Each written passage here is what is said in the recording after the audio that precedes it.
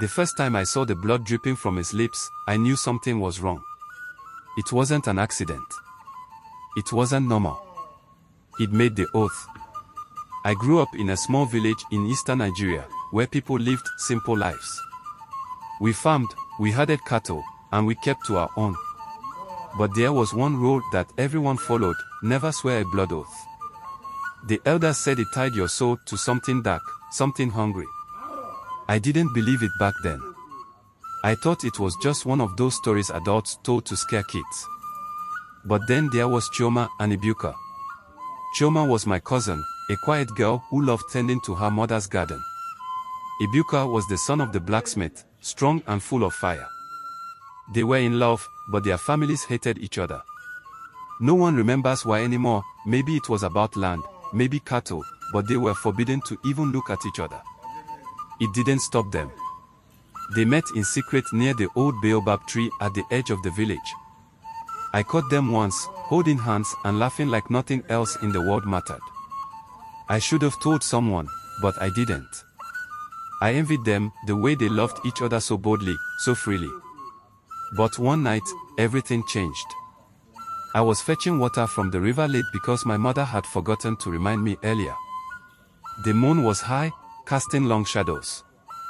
That's when I heard whispers coming from the baobab tree. Chioma and Ibuka were there, kneeling in the dirt. Between them was a small gourd filled with something dark, blood. I froze, hiding behind a bush, watching as they each cut their palms with a sharp knife and let the blood drip into the gourd. "We swear," Ibuka said, his voice shaking but steady, "to love each other beyond death, beyond life, beyond anything." Chioma repeated the words, her voice trembling. Then, they each drank from the gourd. I wanted to scream, to stop them, but my body wouldn't move. The air around them changed, like it got heavier. The baobab tree creaked even though there was no wind. Ibuka wiped his mouth, but blood kept dripping from his lips. Chioma gasped, clutching her chest. That's when they saw me. Ibuka stood, his eyes wild. "You saw nothing," he hissed, stepping toward me. His shadow seemed longer than it should have been, like it reached for me. I ran. The next day, Chioma was gone. Ibuka too. The elders said they must have run away together, but I knew better. That night, I heard footsteps outside my window. I didn't look. People started saying the baobab tree was cursed.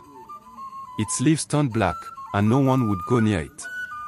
Some nights, you could hear voices coming from that direction, whispers carried on the wind. I never told anyone what I saw. I didn't need to. Every so often, when I'm near the river, I feel eyes on me. Sometimes, I hear them calling my name. Thank you for watching to the end. This story is powered by Make Media Hub. Share your thoughts on the comment section. Don't forget to like and subscribe for more.